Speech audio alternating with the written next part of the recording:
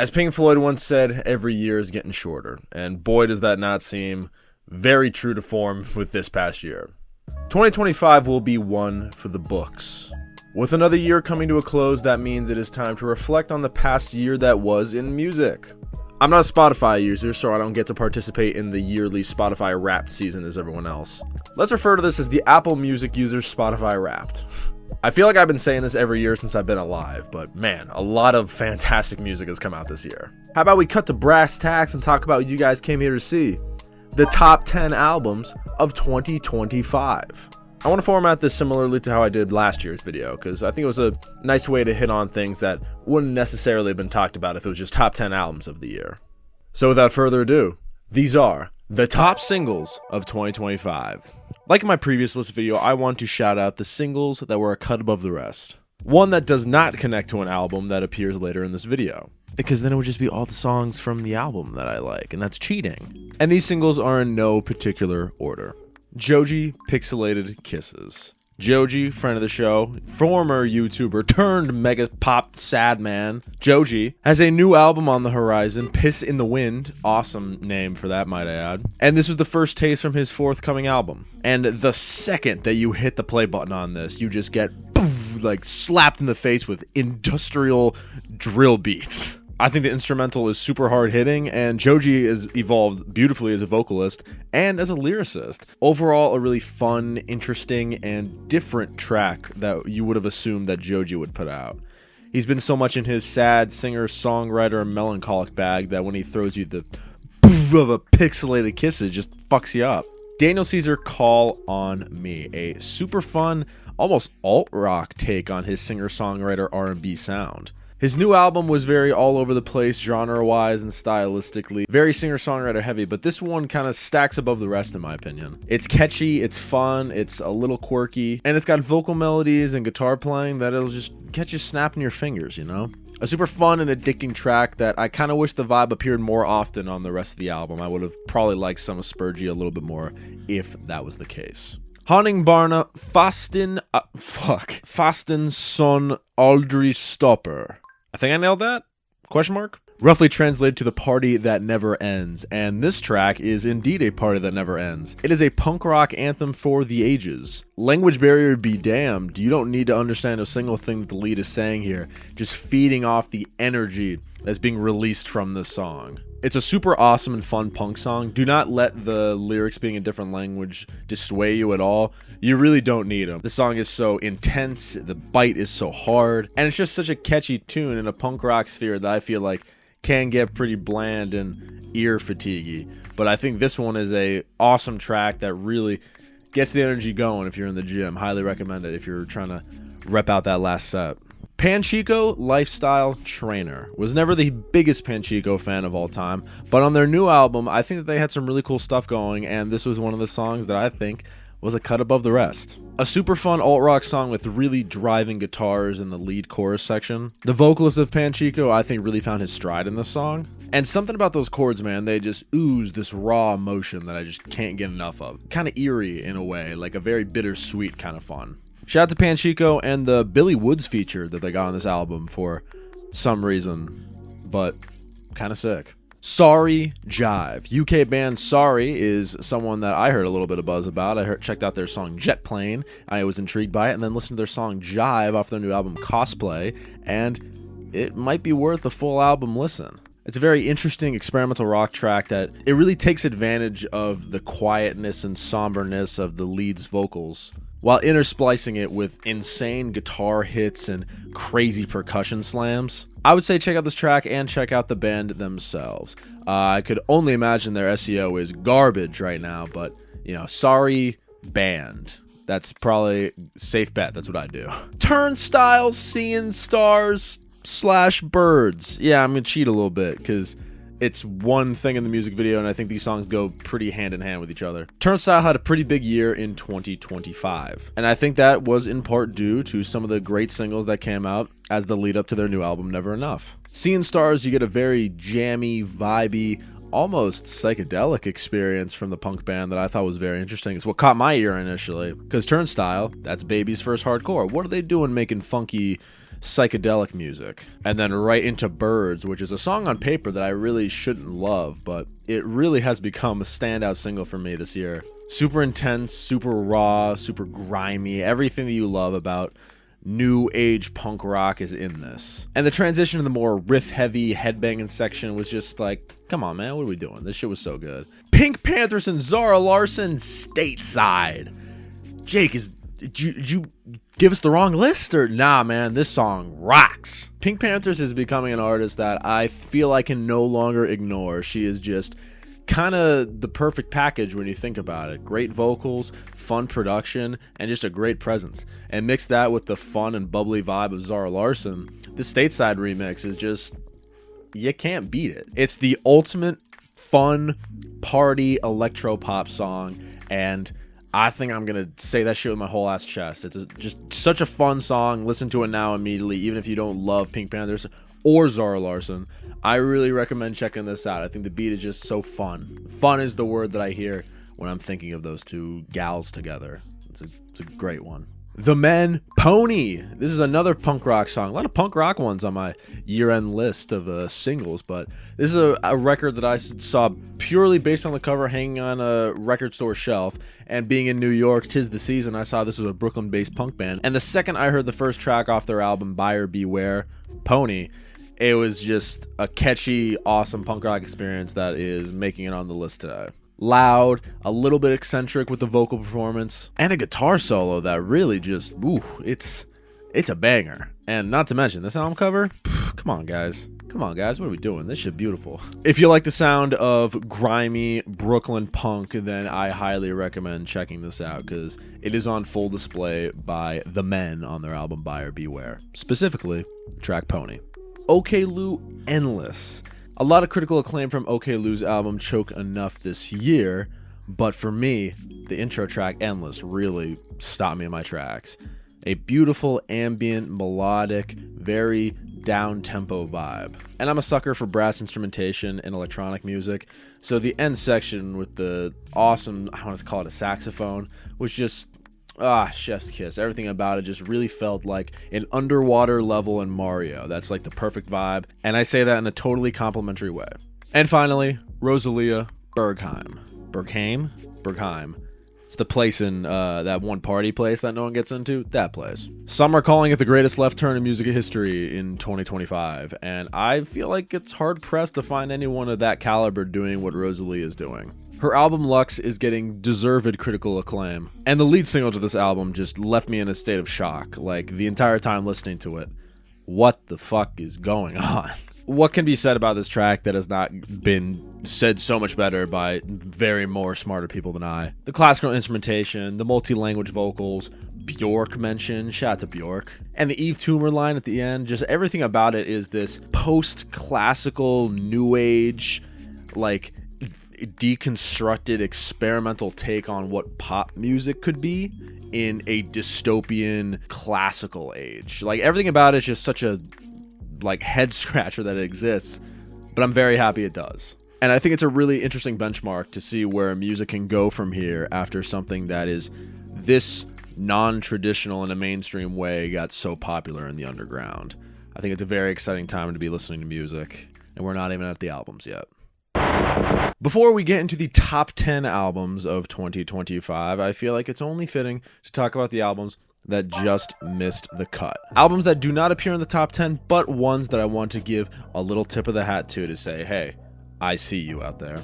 JPEGMAFIA, I Laid Down My Life for You Director's Cut. This only appears as an honorable mention because this is not a full album. This is just the director's cut. Plus, I feel like it'd be kind of cheating if I counted this as a full new release because I was pretty non-apologetically calling this one of my favorite albums of all time last year.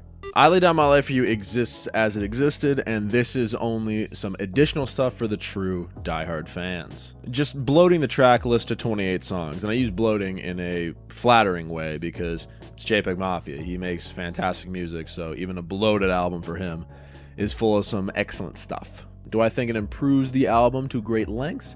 I wouldn't necessarily say that. I just think it's some fun additional tracks that really rock. So if you enjoyed what you heard from I Lay Down My Life For You, I'd highly recommend giving the director's cut a chance. Some new tracks sprinkled throughout there really give the same vibe that Peggy was going with on the original album. And just, I'm not going to complain about more music from him. Lorde Virgin. This is an album that I really didn't have any hype going into this year for. I was never a huge Lorde fan. You know, I've heard of Melodrama and Pure Heroin before, but when I heard the announcement of her new album, didn't really rock my boat. But after I heard it, I was pleasantly surprised. Producer Jimmy Stacks really put on a performance, because I really do think his ear for production turned this into something that I thought was really interesting and different for someone on such a high pop tier list like Lorde. I mean, just the balls to open the album with Hammer, just a distorted vocal loop over and over as the kind of main conduit for the album, like strap in, this is the vibe that you're gonna get. I respect that like crazy. I think there's some really cool production happening here. Lorde being so open, honest, and vulnerable with her lyrics on this project really lends to this album feeling like a different experience than what you're used to with a traditional Lorde album. It was an album that I didn't realize how much I was enjoying until after all the dust settled. Realizing, going back and looking at the track list, I've been listening to a lot of these songs pretty consistently. This album is pretty good. So shout out to Lorde and Jimmy Stacks for this one, because I think this is a pretty unique and interesting take on pop music from such a mainstream artist. Speaking of weird detour from one sound, Danny Brown's Stardust. The newest album to appear in this list, but one that I feel deserved an honorable mention. Danny Brown, you know him, you love him. He is a legend in the hip-hop underground. Not just for his absurd and interesting instrumental choices, but his identifiable voice that you can hear from 3 houses down. So that hip-hop mainstay deciding to take his sound in a hyper-pop direction was very intriguing for most and caused a lot of worry in the online space. While not all experiments on that album were successful, I'm looking at you, 1999, a lot of it was, and I think it was very admirable and a very daring take for Danny to do on this new album. Crediting Getting Sober as kind of influencing this new sound that he's working on, and the lifestyle change that he's making in his personal life and physical appearance. Everything about this album is kind of a shining representation of Danny Brown evolving, shedding his old skin and looking to something not just new sonically, but holistically and mentally. There are some really cool, interesting, and just somehow more off the wall than a regular Danny Brown album. Don't let the term hyper pop scare you away. It's hyper pop, but through the lens of Danny Brown, so you'll probably fuck with it. Uchis, Sincerely. Latin pop star Uchis, Tyler the Creator's best friend at some points. Uchis' new album, Sincerely, is a sleeper hit for me. Her sensual R&B sound is a namesake. I feel like she really honed in on her songwriting and her melody work for this album to really kind of explode and find her fullest potential in that sound. There are songs that are super fun, TikTokable. There are songs that are very relaxed and down-tempo. There are songs that get rather introspective and deep, you know, crediting the birth of her child as an inspiration is what made those songs feel so heavy. If you want an R&B album that gets deep, fun, and relaxing all at once, then I'd definitely check out Sincerely by Uchis. And finally, the last album on this honorable mention section, Joey, Valence, and Brae, Hyperyouth. Joey, Valence, and Brae, those Pennsylvania boys, came out with their 3rd studio album, Hyperyouth, and I gotta say, the hype for me was real. It definitely helps if your lead single has JPEGMAFIA feature in the title. But not just a feature from one of my favorite artists can hold an album by itself. The whole album is very fun. It's pretty much the title of the album. It is Hyperyouth. Super fun, off the wall, and bombastic lyrical content from both Joey, Valence, and Brae. And, you know, Joey Valence, man. The more I hear him talk in interviews, the more I think he's just me. He just loves using FL Studio, man. And I will forever have a trauma bond with him over that. Fun samples, insane production, honest, raw, explosive, hyper-youth, I guess, energy you could call it. It's a fun album. And after seeing them live, it all encapsulates one thing. These guys want to have fun, and they want to make really good music while they're doing it. And I gotta respect that. I feel like if that's your goals and you're accomplishing them, I think you got a good head on your shoulders. So shout out to Joey, Valence, and Brae for that album. It's a pretty good piece of business. And just like that, patiently awaiting, it is time to reveal the top 10 10 albums of 2025. Ooh, the excitement in the air. I can feel it. Can you? So without further ado, let's start yapping. Number 10.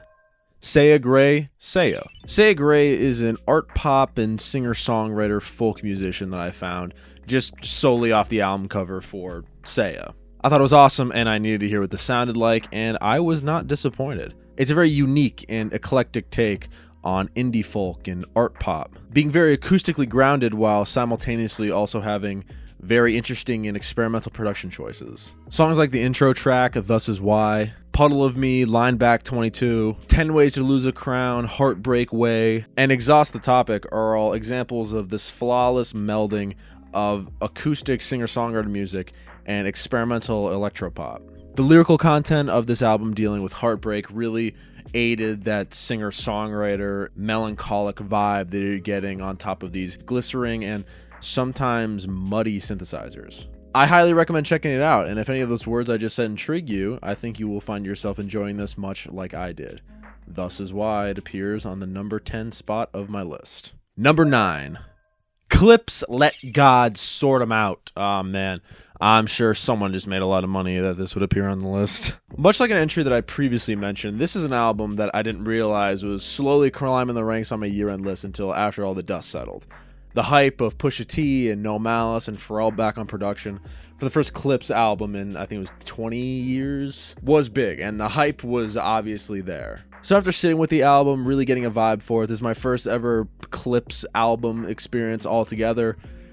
And I gotta say, yeah, hype justified. Chains and whips, POV, so be it, ace trumpets, like my god. Rapping like the rent is due, and producing like it's also due.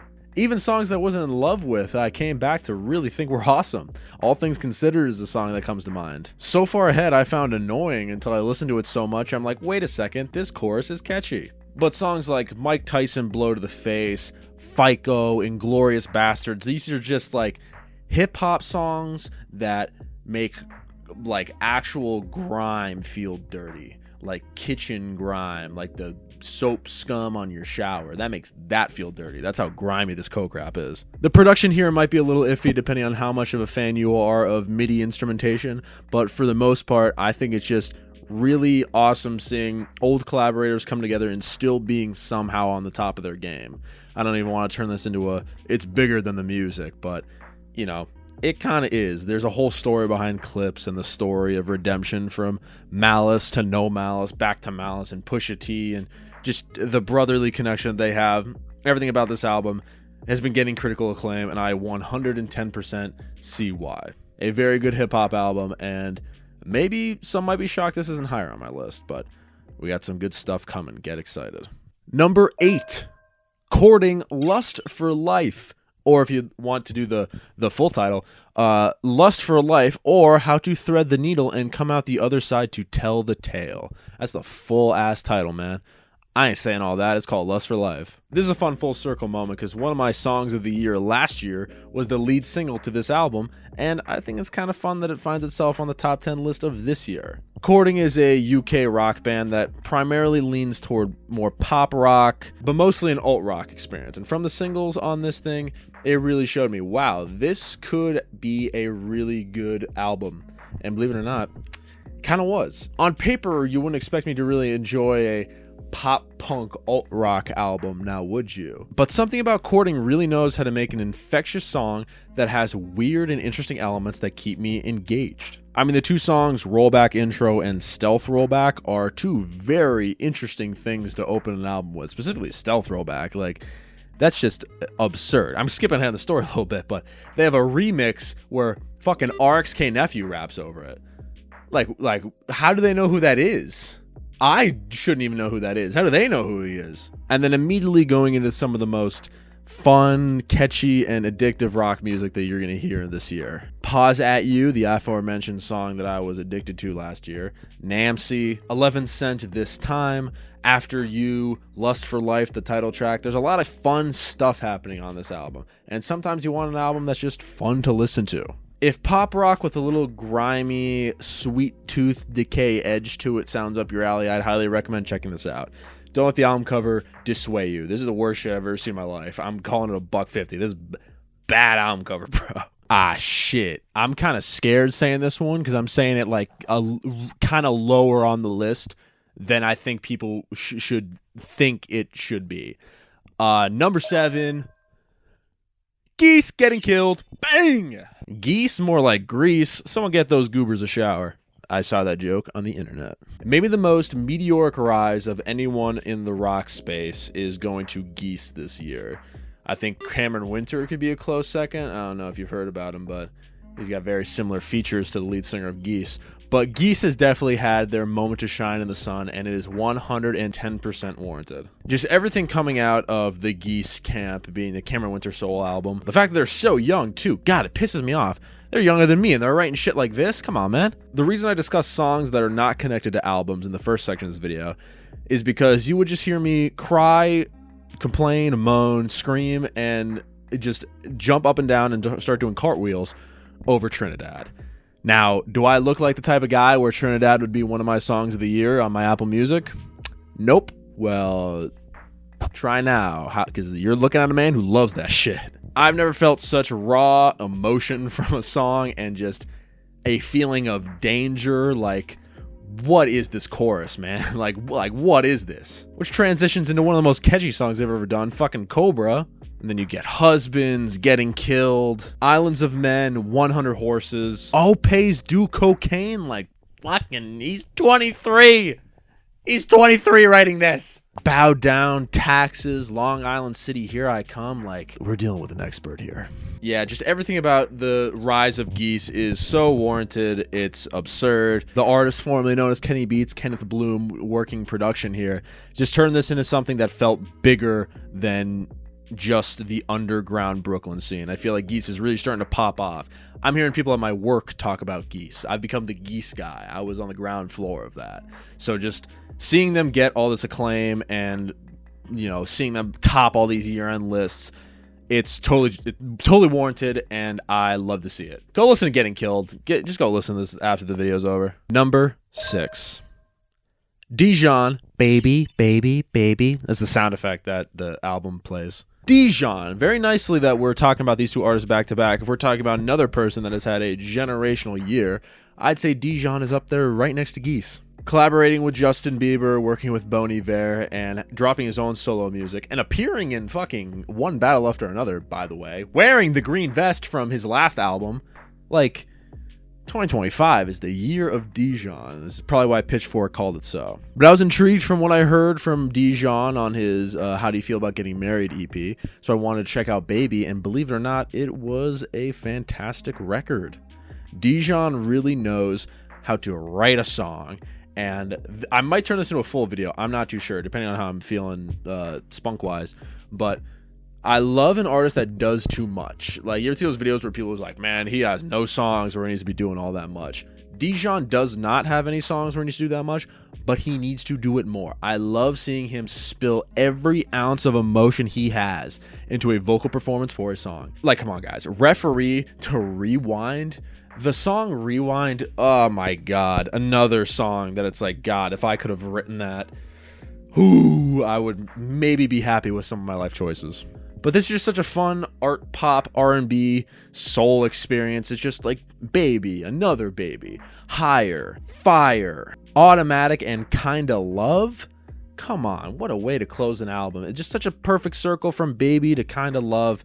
Just everything about this album is so fun. It's so interesting too. It's an R&B album with some teeth to it. They're doing new things here. But seeing everyone in the Dijon camp like himself and McGee have really breakout years in 2025 is just, you love to see it. With sounds that are wholly their own, it's just, how do you not listen to it and just get happy? Like, wow, these guys are doing something really cool. Everything about it is just cool that it exists. So I highly recommend checking it out. That's only the 6th spot. Man, we got 5 more. We are now at the top 5. The top 5 of 2025. Number 5, FK Twigs, Eusexua. Probably the earliest album here to appear on the list, dropping in mid-January, I want to say. I think the whole rigmarole of Eusexua Afterglow and changing the album and removing songs and tracks and changing the list kind of muddies this, but I'm referring to the original Eusexual that was released in January of 2025. Because great googly moogly, what an album. I think this is another case of an artist truly finding themselves in their music and really honing in, locking in, and defining what their sound is, having a distinct sound with lyrical content that is Eusexual. F.A. Twigs just kind of nailed everything about this release. Girl Feels Good, Perfect Stranger, Drums of Death, like that kind of chunk right there, like, pfft, get out of here. Some of the weirdest, most eccentric electro pop that you're going to hear. A little bit of industrial, deconstructed club, if you will. Deconstructed club, if you will. Sounded like a goober. Sticky, Keep It, Hold It, and the last 3 tracks. Striptease into 24-Hour Dog into Wanderlust. Wanderlust is slowly becoming one of my favorite FKA Twigs songs. It's such an emotionally hard-hitting track that has these glimpses of despair, but also hope. Like, some of my favorite stuff from FKA Twigs can be described like that, and I think Wanderlust is just such an incredible way to close out the album, and the fact that she changed it on the later release of this upsets me in a way that I can't describe, but as long as I can have that version of the album exist how I have it, and it doesn't change the vinyl record, which I do own, then we're all good. I don't have a problem with you, Miss Twigs. A weirdo pop, dance, glitchy electronic album that I'm honestly here for in droves. I think it was an awesome album, and if you enjoyed it, then lucky for you, there are 15 other versions of this album, so there's more music for you to enjoy. But for me, I think I'll stick with my original Eusexual. Thank you very much. Number 4. Earl Sweatshirt, Live, Laugh, Love. Yes, this is not the sign that hangs in the white family's home. This is a brand new Earl Sweatshirt album, Live, Laugh, Love. An album that I was very much anticipating. Earl Sweatshirt being an artist that I really enjoy, and hearing that it took so heavily from the Some Rap Songs era of his work was very intriguing to me, because that is my favorite Earl Sweatshirt album. And I find it interesting that this could rival it, maybe. This album's elevator pitch is Earl Sweatshirt found happiness, and I love to hear that.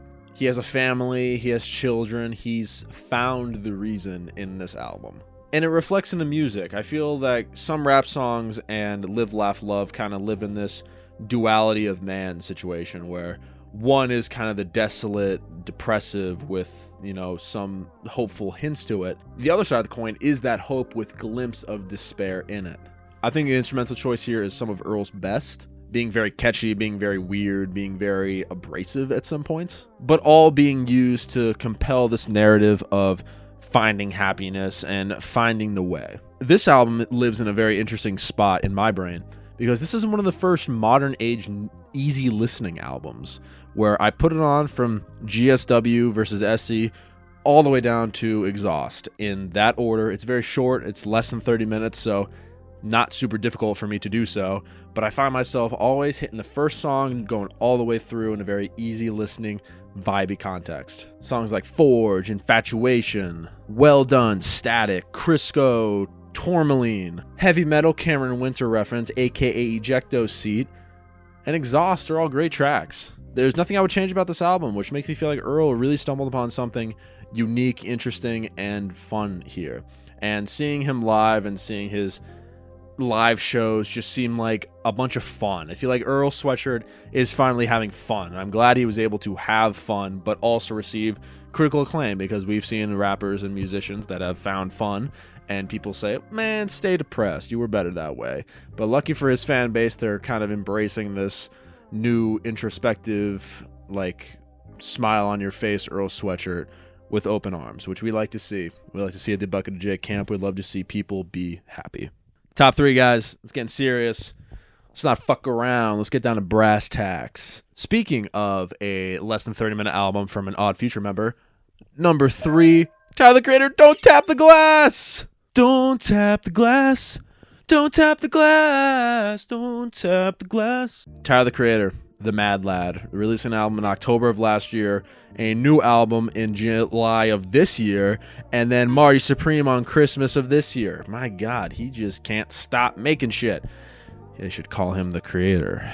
I know this has been a very controversial pick for Tyler, the Creator fans, being this is such a detraction from his usual sound, especially coming off the heels of Chromacopia, such an introspective and deep album. This is essentially the audio equivalent of like a little shimmy, you know? This is a fun early 2000s inspired hip-hop album / R&B album that I'm kind of here for. I think it was such a fun listen that I've been kind of addicted to it this year. The whole album front to back is just smiling, grinning, ear-to-ear enjoyment. Like an album that opens with Big Poe. Come on, man. Come on, man. But transitions into the smash hit Sugar on My Tongue, Sucker Free, Mominum, Stop Playing With Me, Ring Ring Ring, Don't Tap the Glass / Tweakin', and I'll Take Care of You. Come on. That's like almost the entire album I just listed there. While it might not have had this crazy, elaborate rollout that most new albums do, or have the emotional weight that most Tyler, the Creator albums do, I think the time that this album came out and the era of which it's being released is all representative of the mindset of Tyler. He said himself that he was feeling run down, he was feeling drained. He thought he wouldn't make any more music after Chromacopia. And releasing Don't Tap the Glass was his rebellious, I'm just gonna put out music to have fun, no hyper analyzation, just doing it vibe. And I would like to think that it worked out. I think it's a super fun, entertaining, and danceable listen. I mean, the instructions on the first track say, no sitting still. This is an album to be danced to, and every time I hear it, it's really hard to sit still. I'm really annoying on public transportation, let me tell you that much. Guys, we're getting very, very close. Number 2. What's number 2? Viagra Boys, Viagra Boys. Those Swedish punk rock weirdos are back at it again with a kinda self-titled album. Much like their last album, Cave World, I did not engage in much of the singles for this album when it came out. I kind of just waited for it to be out in its totality and then give it a full listen through. And I gotta say, much like Cave World, this was a grower and a awesomely fun album. I think Viagra Boys have really found this niche of being super weird and off-putting vocally and lyrically, but also simultaneously being so catchy for the mainstream. Like, the lyrical subject matter here is just, like, bonkers. Man made of meat, like, I subscribe to your mom's OnlyFans. Like, not wanting to pay for anything, just free food and drugs is, like, so funny. A song written from the perspective of taking your dog to the dentist. And a song about being romantically jealous about a dead or undead body found in a decaying bog. And that's the first 3 songs. I think Viagra Boys is just such a fun and unique voice in punk rock right now that they should be celebrated as much as they can, which is why they're appearing so high on my list. Pyramid of Health, The Dirty Boys, Medicine for Horses. They get a little sad on this one, guys. They get a little deep and introspective with Medicine for Horses. Right into Waterboy, one of my favorite songs on the album. Oof. Ooh! Store Policy, literally from the lips of the lead singer. A song about why jerking off in a store is bad. You Need Me and River King, man. Viagra Boys really showed they know how to make a really sad, introspective track around all this chaotic sonic frenzy. Again, don't want to spoil the video I'm working on, but seeing Viagra Boys live was probably the most danger I've ever felt at a show in my life. It was very, very dangerful, full of danger, especially during those more intense ones like Waterboy and Bog Body. It's just a fun, weirdo take on punk rock that is just so weirdly catchy you can't stop listening to it. And that's my favorite type of catchy. We've finally done it. We've made it to the final album, my top album of 2025. You've been waiting patiently and hanging on every word, so I will do nothing more than get to the point. Number 1, Bon Iver, Sable Fable. Yep. Much like JPEGMAFIA of last year, if you knew my 10 out of 10 albums, which is a good video to make that I'm thinking of right now, you would know that Bon Iver is a name that comes up very frequently. So when I heard buzz of a new album around the corner, I thought we got blueballed with the Sable EP. A great piece of business, but I feel like deep down I knew this wasn't it. Almost like unlocking the rest of the story when Fable came out. And I'm kind of lumping them two together, even though they could both live simultaneously and separately. In a very interesting way, much like Earl's Sweatshirt in a very weird way, this tells the tale of someone who has been sad for too long and they want to take a happier approach to life. Bon Iver's Justin Vernon really wanted to take this sad, man in a cave vibe that Bon Iver has been giving off since they've been active pretty much, and flip it on their head, employing the production style of, say it with me folks, Jim E. Stacks. Whether you include the Sable EP or not, I feel like the opening track is such a brave statement in a Bon Iver camp, being able to literally feel like the sun is opening, you're seeing everything now, my eyes, they're open, and you getting songs like Short Story, like, it's gorgeous. It's just gorgeous. And the Casey Hill vocals, come on, any song that has that in it, it's just an automatic win. The lead single, Everything is Peaceful Love, is super fun and peaceful love, if you will. Walk Home is a great track.